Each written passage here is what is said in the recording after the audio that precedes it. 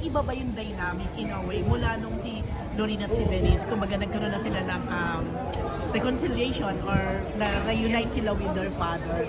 How was it now? Well, it's been 2 years since they reconnected with their father, and I'm very happy na they're more at ease, you know. Parang yung pain na nakita ko na sa heart nila for how many years na wala. And I'm just so happy for my daughters because they now have a personal relationship with their dad. Kami rin ni Ilmas, okay din kami. Minsan nagbibiruan kami. Nagpapadala na rin siya ng you know, so happy kaming lahat.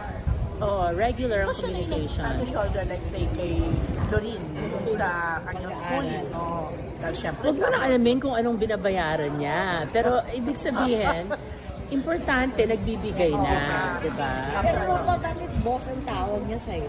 Ano yun? Kasi akong boss niya, hindi siya makahanap ng isang katulad ko. Hanap siya ng hanap sa buong mundo. As a matter of fact, he wanted to propose and get married to me again. And I thought, yeah, and I thought it was a joke. Gusto niya akong gusto niya akong yayain na mag-train. Ito lang, 3 months ago.